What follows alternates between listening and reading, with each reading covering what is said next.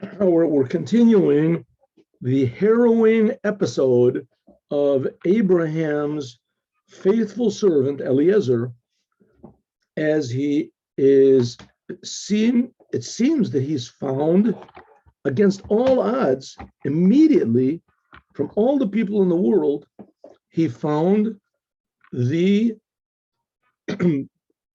bride, the perfect bride, for perfect match for Abraham's son. Abraham sent him and gave him a few hints, who it is. Abraham himself doesn't know what it's going to be. He said, first of all, you have to go to this place, Haran. That's where I came from. Go over there, look for a wife. Not over here. Not in Canaan. Secondly, she has to be from my family. And third, she has to be willing to come back to this terrible place where I live, that I don't even want to find a wife over here, because the people here are so disgusting and and licentious. I don't want to find a bride for my son over here, but I want her to come back here with him. This is where they're going to live, in the Holy Land. And Yitzchak, incidentally, never left Israel. Not like Abraham that started off. And Yaakov, of course, went outside of Israel. That's where he got married, and he Lavan's daughters. So here, this Lavan that Yaakov was going to meet up with later and marry his daughters, Rachel and Leah. So this Lavan happens to be the brother of Rivka. And Rivka, she's going to be the wife for Yitzchak. So let's go. So it says what happened, that Eliezer, he stops outside of the city, he stops by a well, and all of a sudden pops into his mind this idea, is that, listen, how am I going to find a wife for my for my master's son? How am I going to do it? I mean, people find out that it's my master's son, they're going to trick me and lie and play and deceive me. I have no idea, if they're telling the truth or not. They're going to just take some girl from the household and say, this is your a relative, a direct relative of Abraham. How am I going to possibly know? So he said, okay, I'm going to make a couple signs. So he said, okay, like this. When the girls come out to draw water, I'm going to ask one of these girls, give me some of your water after she draw it. And a normal girl would say, my friend, I mean, you're a healthy person, draw water yourself. But if she says, no, please take from my water, and I'll give water to your camels also. So this is a pretty good sign that this is the one that I want. And immediately when he finishes doing it, Rivka comes out, and sure enough, she takes water. He says, will you give me some of the water? And she says, oh yeah, here's the water, and give to your camels also. And he said, whoa, this is really amazing. This is just too much to believe. Who are you? And she says, oh, I'm the daughter of Betuel. Betuel is like a direct descendant from Abraham's brother Nahor, right? Betuel. Wow, this is it. This is the one I'm looking for. I found her just first immediately. So here we go. This is what we're going to learn today. Vayomer. So Eliezer said, yeah.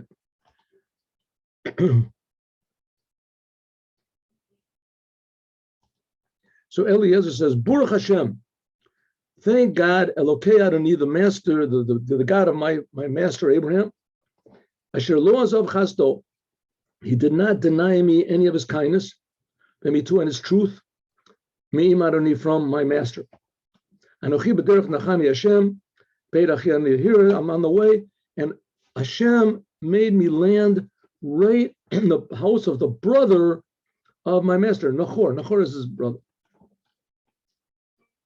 Or it says, I'm on the way, derech mezuman, derech hayasher, a straight way, derech oto derech shayti tzarich, exactly the way I was needed. I didn't have to waste any time at all. Okay, he says, yeah, this is the way. There's some grammar things also.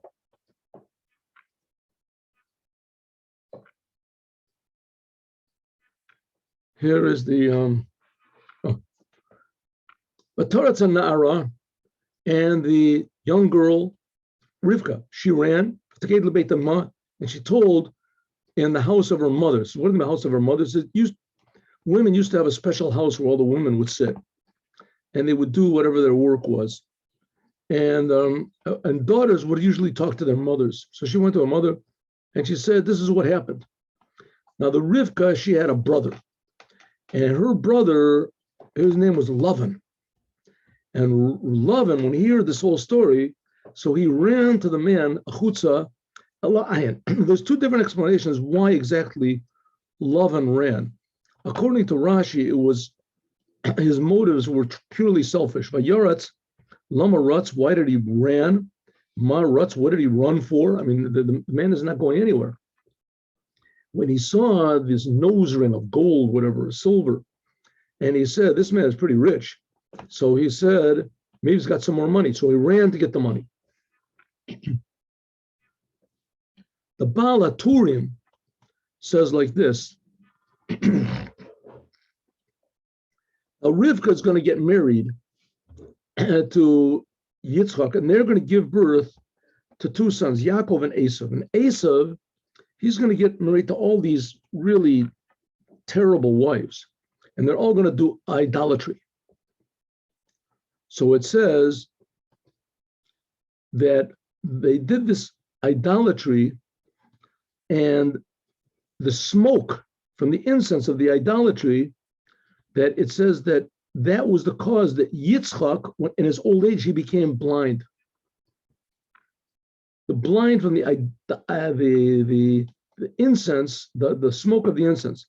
But he became blind. But interestingly, Rivka did not become blind from this smoke, right? Later on when she became older, because she already was used to this incense smoke in the house of her father. Her father, Betuel, he was a priest for idolatry. So that's why it says that there's another sense. It says that Esav was Morat Ruach, was a bad spirit for Yitzchak and Rivka. Yitzchak first, that he was a bad spirit. Esav, the incense from the idolatry was a bad spirit for Yitzchak. That's what made Yitzchak blind. But it didn't hurt Jelo Hayu Morat Ruach the Rivka, but it didn't hurt Rivka like Yitzchak. And that's one explanation. Another is saying that a person, when you get married, you should check your wife's brothers. Why? Because most children, your children that you'll have, it's a good chance that they will be similar. They will be similar to the brothers of your wife. There's the brothers of the mother. So a woman gives birth, there's a good chance that the children are going to be like her brother. Well, Rivka, she had a brother that was bad news. His name was Lavan, and he was an evil person. Because, it says, Rivka achu shmo Lavan, because she had this bad brother. So it says, your children, a woman's children, a lot of times they take the characters of that woman's brother. So because her brother was Lavan, he was bad, so therefore Esav came out. And that's why it says that Rivka had a brother, and his name was Lavan. And then afterwards it says, V'tia Ruach, it was a bad spirit for Yitzchak and Rivka. That follows afterwards that the bad spirit came to Yitzchak from the, right? Yitzchak, he was harmed by the incense. But the fact is, the reason she had a brother that got married to this idolatrous woman was because she had a sister like that. She had a brother like that. Because she had a son, she had a son. Her son, Esav, was an idolater because Esav took after her brother. And that's why it says that he had a love. Okay. So it runs in the family. Let's just do one more over here, the HaChaim. He says like this. Here we have an interesting thing. Usually it says in the Midrash that if there's an evil person, usually they put this word shmo after the name of the person. Like it says, Goliath Shemo, Goliath is his name, right? It puts the word, like it says, for instance, Novel Shemo. These are bad people, but tzaddikim, righteous people, it has the word Shmo beforehand. Shem Yishalana. But the evil people, they come before the word name, like it says, Novel Shemo, etc. Okay, so if so, we see over here, it says that Lavan, it says the word Shmo before Lavan. This indicates that Lavan was a tzaddik. So I'll just tell you outside what it says. He says that that Lavan ran to outside. Why did he run? So he said because Lavan suspected that maybe Eliezer had done something to his sister. His sister all of a sudden comes running in, and she's got these nose rings and these things. So he thinks maybe he bribed my sister. Maybe he's trying to bribe her to assault her. So it said, therefore he ran outside. Right? He thought he suspected Eliezer that he was doing something bad to his sister. That Lavan suspected that Rivka, his sister, had been assaulted by Eliezer. That's why he ran. But when he saw Eliezer and he heard Eliezer saying, that I'm sent, thank God was happening. So therefore he calmed down. So that's what. So he explains, the HaChaim explains sort of the opposite of what Rashi said. Rashi said the reason that Lavan ran was because he saw the nose rings and this, and he thought, wow, she must be pretty rich. Maybe she's got more money, and he ran. But according to the HaChaim, know that he ran for a good thing, to save her. And that's indicated by the fact that the word Shmo comes before his actual name, which that's what tzaddikim usually do. So it could be that was the only good thing he ever did in his life. But nevertheless, that was, at that time, that was good, and that's why. Okay, here we go. So Lavan runs over there, and it was when he saw this nose ring and the bracelets on the hand of his, and when he heard the words of Rivka saying, "This is how the man said to me that he's a relative of Abraham, he's a servant of Abraham," and he told me all these signs that he made, and I fulfilled all the signs. Let's go over to the well, and here he is standing over by the well. This is the man, right? He's standing by his camels to guard them.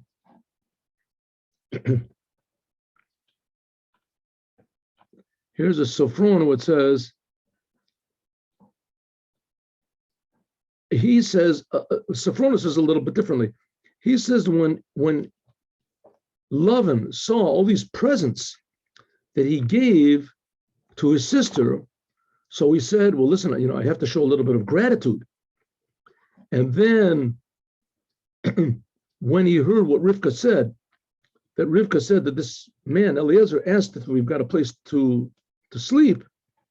So he went over and he said, come into my house. I saw these big gifts you're giving. And here I'll take care of you, and I'll take care of your. So according to what Sforno says, Rashi says he ran over because Lavan was evil. HaChaim says he ran over because at that moment he did something good. And the Sforno said he was just right in the middle. He was how do you say, he showed a little bit of gratitude for but he wasn't an ingrate.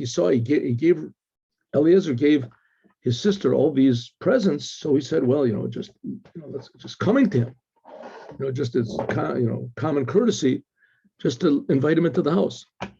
Okay, so he said, come, the blessed one of God, why should you stand outside? I've cleaned out the house, and there's even a place for your camels. And the man came, Eliezer, he came into the house, and he opened up the bridles of his camels, and he put food in front of the camels and water to wash his feet and the feet of the people that were with him.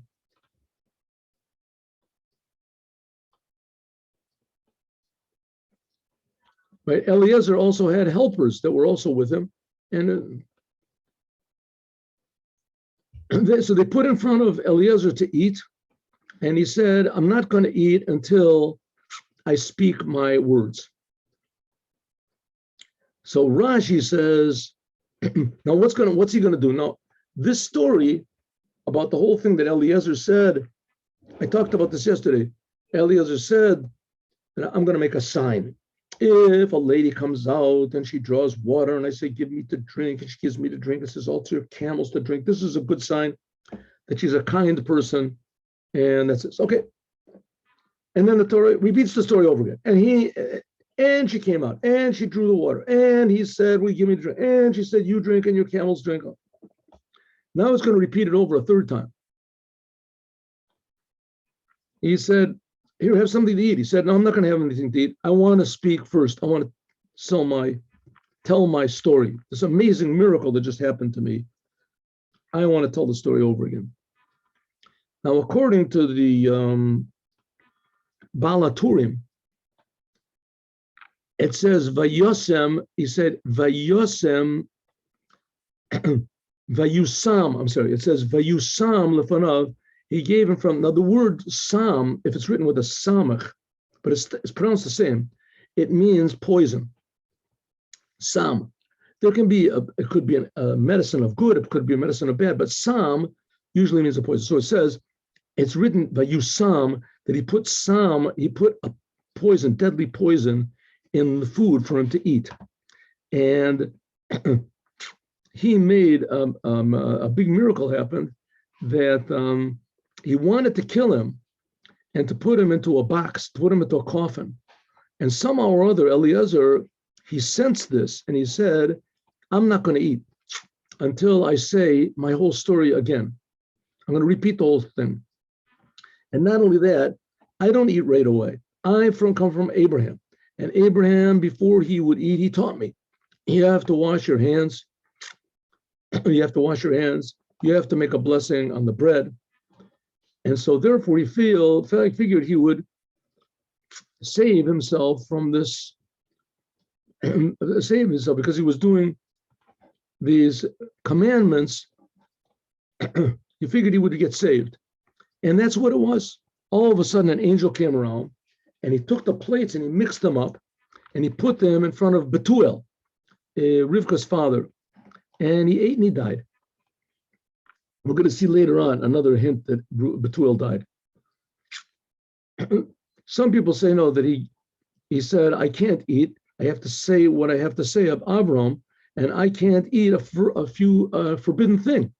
That's what Abraham said. I can't eat until I said my words. What are my words? The words are, I can't eat anything forbidden. Okay, so here he says a very amazing sentence, and the Rebbe made a very big point about the Lubavitcher Rebbe, and he said the main thing that Eliezer said, even though he was very brave and he was very faithful, and he was very, honest and all these things, but how did he introduce himself? Eved Avraham Anochi. All I am, that's my whole existence, my whole being, I am a servant of Abraham. That's all I am. I am a servant of Abraham. That's my whole being. God blessed my master Abraham very much, and he's very great, and he gave him sheep and cattle and money, silver, gold, servants, maidservants, camels, donkeys. And his wife, Sarah, right? Sarah, the wife of my master, she gave birth to him a son. Now this Sarah, she is the sister of Lavan. So let's go. After he got old, and he gave her. I'm sorry. I'm not, wrong. Sarah is the sister of Lot, not of Lavan. Made a mistake. She's the sister of Lot. Okay, so but we'll see she's the direct relative of Lavan as well. We'll see. So it says Sarah the wife of Abraham, she gave birth to a son, and Abraham gave him everything. He said he gave him a deed, that he showed it to them, the deed that everything that I have, that, that everything that Abraham had, he gave to his son Yitzchak. And my master made me swear that said, I will not take a wife from the surrounding areas, from Canaan, where I'm living there. I won't take a wife from there. Ki'im, but rather, lo el beit avi, telech ve'al mishpachti, lakachti isha libani. But unless I can find someone from this is what Abraham said, from the father of my house. In other words, a relative of mine. And I said, he's relating this whole story. I said to my master, Ulai, maybe, lo telech ha'isha achrai. Maybe she won't go, this future bride, maybe she won't follow me back. My master. The word ulai is usually spelled with a vav over here. And this, it seems to imply a lie. She should come to me. That's what he says. A lie is written to me. That Eliezer also had a daughter, and he wanted to find some sort of a way that he could say to Abraham that he could say, listen, Abraham, I couldn't find a wife for your son, but I have a really nice daughter. So Abraham said, I know what you're thinking. Said, we talked about this before. My son is blessed, and you are cursed. He was from the Canaanim, and Canaan is cursed. And a cursed cannot be connected to someone who is blessed. Okay, there's a lot of more explanations over here, but we don't have time.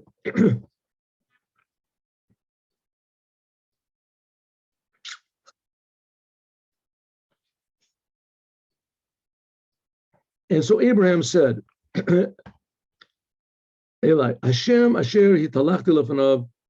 Abraham said, the God that I have been living my life walking before him, he is going to send an angel. And this angel will help you and make your way successful. And you'll take a wife from my son, from my family, and from the house of my father. And then only then will you be free from this oath. Alati. Now the Allah is also a curse. In other words, if you deviate from what I'm saying, it's going to be the opposite of a blessing.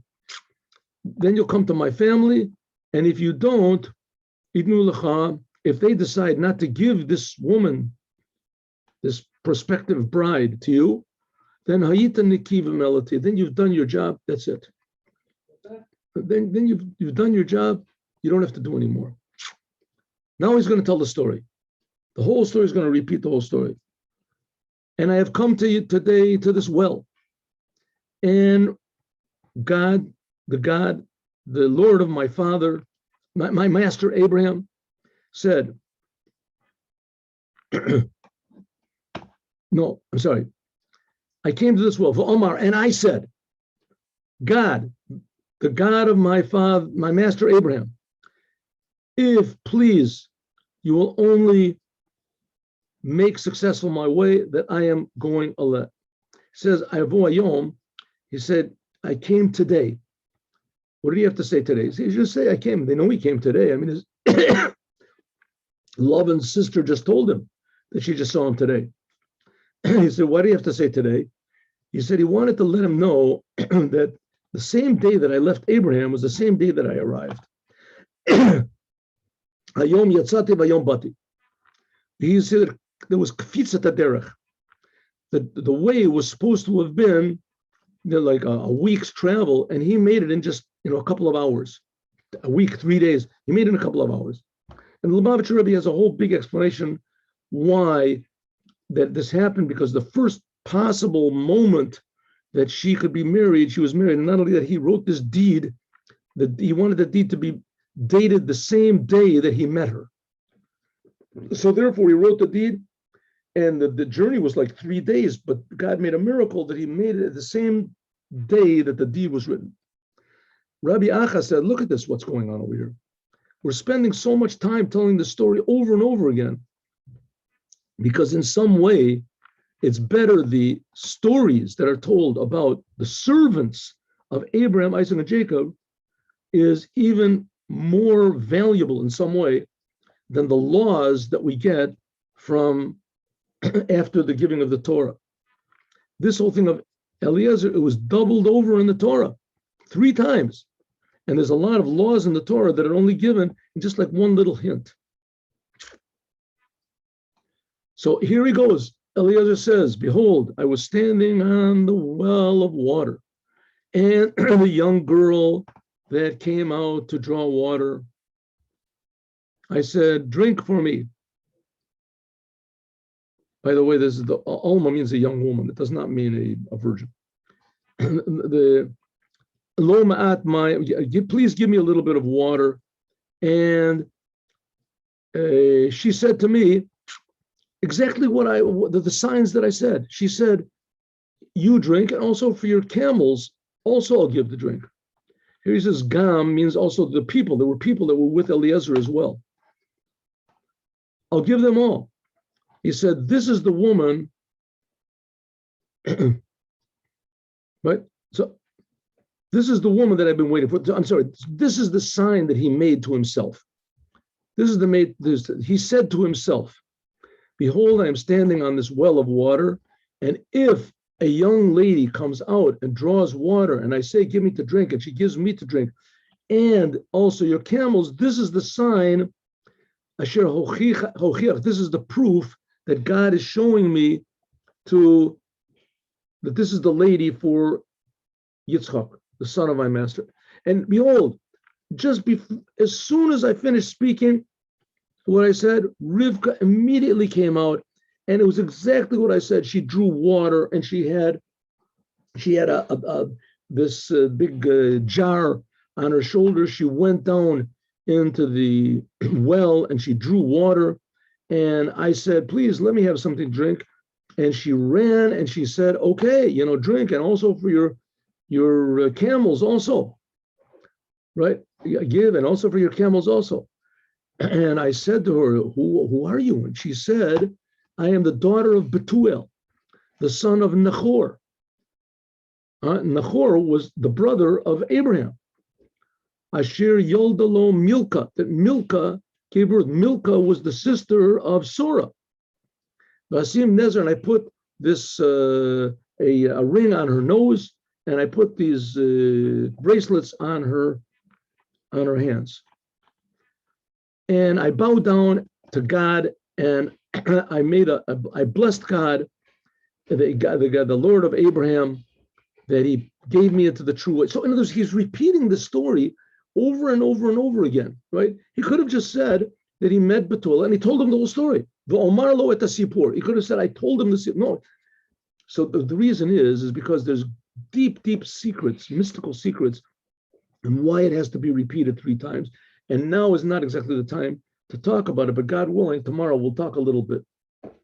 Now, if you want to do kindness and truth with my master, so tell me, she's the one, and I want her to come back with me if you want to let her go, good. And if not, then tell me, and I'll go to the right or to the left. What's to the right or to the left? To the daughters of Ishmael, or to the left, to the daughters of Lot. Maybe Lavan and Bethuel, they said, this thing came out from God. We can't say anything, not bad or good. Whatever God, how can we go against God? Here, Rivka is yours. Take her, and she should be a wife to the son of your master, just like God said. I mean, we believe in God also. When the servant of Abraham heard this, so he bowed down to the ground to God. You're going to see it's not going to be so simple. It's not going to be so simple.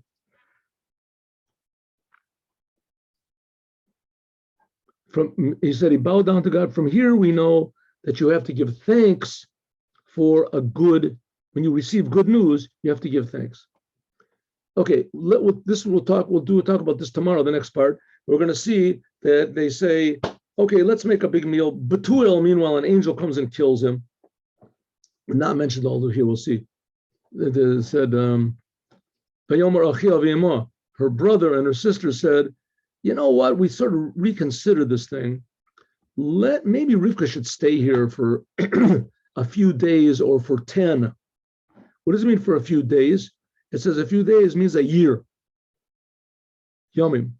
Or 10 means 10 months. Because why should she go immediately? Let her, get ready for the wedding, prepare herself. And Eliezer said, don't do it. Don't delay me. God has already made my way successful, and he has sent me. He's on my way. Okay, send me away. I'll go back to my master empty-handed. And they said, you know what? Listen, let's make a compromise. We'll call Rivka and we'll ask her. And they called her and they said, you want to go with this person? You don't even know who he is. You don't know you don't know where you're going. What do you say? So they sent to Rivka and her helper, her handmaid. I'm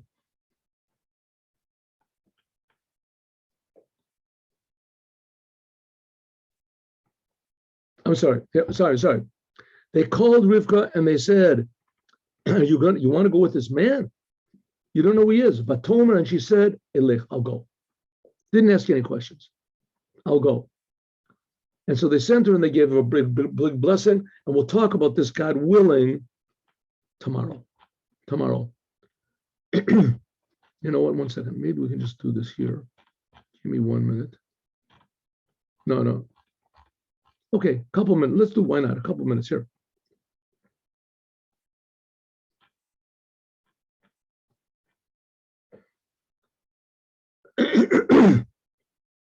So they sent away Rivka, their sister, and her helper, and the servant of Abraham and his people.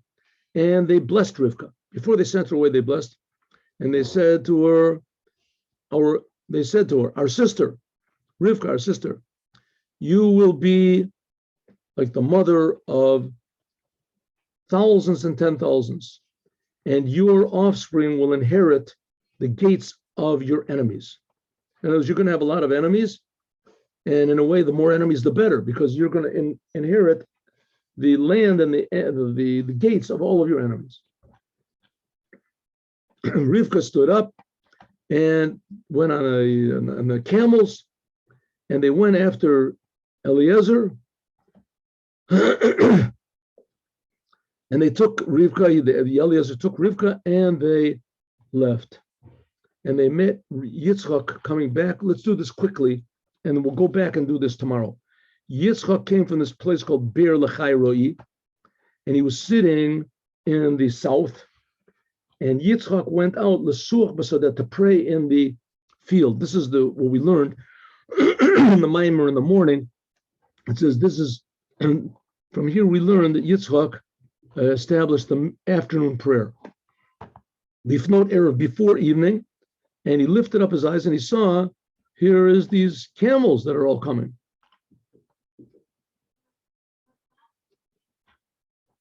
And Rivka raised her eyes and she saw Yitzchak, and she came down from the camel.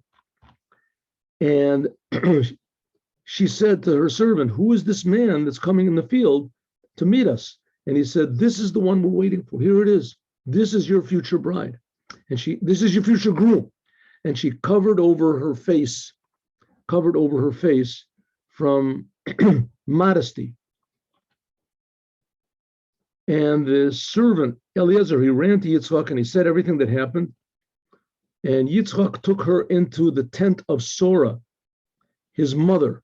Now we know that Sora was his mother, but it says that that he took Rivka and he married her and he loved her and he was comforted because of his mother. What does he mean he was comforted? He said that all the time that his mother was alive, there was a blessing in the bread, and when Sora was alive, there was a candle would be lit she would light candles Erev Shabbos, and it would remain lit the whole week. And there was also a blessing in the bread. She would make a little bit of bread, and it would last for a long time. It was very nourishing. And there was always a cloud hanging over the tent. As soon as Surah died, all these things stopped. And when Rivka came, it all came back. So he saw that Rivka had this holiness, the holiness of the house, and therefore he loved her, it said. Yitzhak, he took her into the tent and he loved her. And he was comforted after his mother. As we will talk about more, God willing, tomorrow. Have a good day with Mashiach now. 8:15 tomorrow. See you all.